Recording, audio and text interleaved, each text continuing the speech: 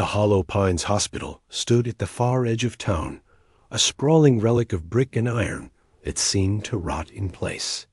The massive building was a leftover from another era, built in the late 1800s, designed with towering arched windows and long corridors that trapped both light and sound. Locals said it had been cursed from the very start. They claimed that patients entered and never left, that the morgue beneath the hospital overflowed long before its doors finally shut in. 1989. Most people believed the hospital had been left to decay, a ghost story made real. The windows were boarded, the entrance chained shut, the inside a nesting ground for rats and bats. Teenagers dared each other to break in for a few minutes, but even the bravest never went deeper than the main lobby. They didn't know the truth, that a man still lived inside, watching, listening, waiting. That man was Dr. Elias Marrow.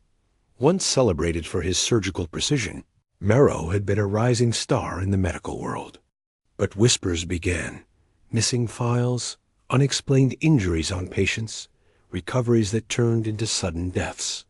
Then came the scandal. 3 patients who vanished without discharge records. Marrow denied everything, but the investigation destroyed him. His license was revoked, his reputation shredded, but Elias never left. The night the hospital shut down, he stayed behind. The staff thought he had packed his things. In reality, he had sealed himself inside, turning the abandoned hospital into his personal domain. He blocked off the lower floors with barricades of beds and desks. He rigged traps in the corridors. He made the old surgical wing his home. His bed was a blood-stained gurney, his shelves lined with glass jars containing preserved organs, eyes and severed hands. He still wore his white coat, though the fabric was yellowed and stiff from old blood. His surgical mask often hung loosely around his neck, and his once steady surgeon's hands trembled only when excitement overtook him out at night. He hunted. He moved through the forest paths behind the hospital, blending into the shadows.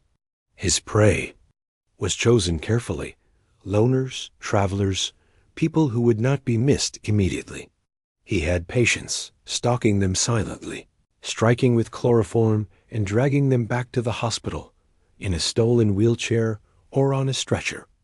Awoke strapped to metal tables in the dimly lit operating theater. A single bulb swung overhead, casting slow, dizzy shadows across the room.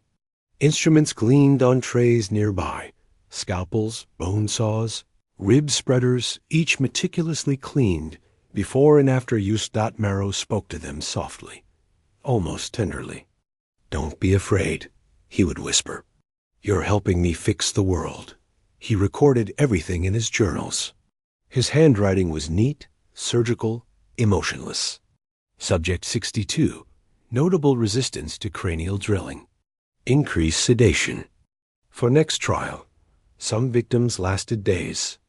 He fed them broth through tubes, kept them alive with crude 4 drips, always just healthy enough for the next procedure.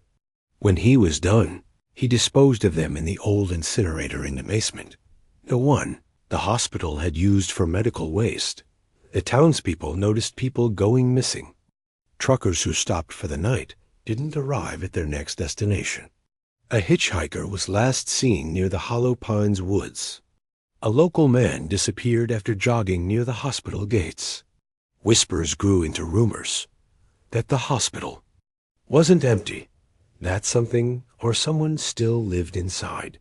One autumn night, 4 local teenagers dared each other to spend the night there. They brought flashlights, a camera, and more confidence than sense. At first, it was just dust, cobwebs, and the occasional scurry of rats. But then the sound came: slow, deliberate footsteps somewhere above them. When they looked up the staircase, they saw a figure in a white coat, holding something metallic in one hand. The figure didn't move fast. It simply stood there, head tilted, watching. Panic erupted. They scattered through the maze of hallways, but the hospital's design seemed to change around them. Doors that had been open were now locked. Some staircases led only to bricked-up walls. One by one, they vanished into the dark. Only one made it out, a girl named Lauren. She staggered into town at sunrise, barefoot, her face pale and her hands shaking violently. Blood covered her clothes, but it wasn't hers. She kept repeating the same words. "He's still in there. He's still in there." A sheriff organized a search party. Flashlights cut through the gloom as deputies moved room to room. But Hollow Pines was a labyrinth, and the doctor knew every hidden passage. Behind a two-way mirror, he watched them sweep through the operating theater. He smiled faintly, jotting something in his journal. Authorities suspect again. Must alter hunting patterns. When the search failed, the sheriff ordered the hospital sealed with new locks and warning signs. But it didn't matter. Elias Marrow had lived there for decades without being found. He wasn't about to stop now. Storms still roll over Hollow Pines. On those nights, when lightning flashes against the rotting walls, a faint light can be seen flickering in the upper floors. Some swear they've heard the scrape of metal against bone, and the low, calm murmur of a man's voice speaking to his next patient. And if you walk too close to the gates on a rainy night, you might just see him watching.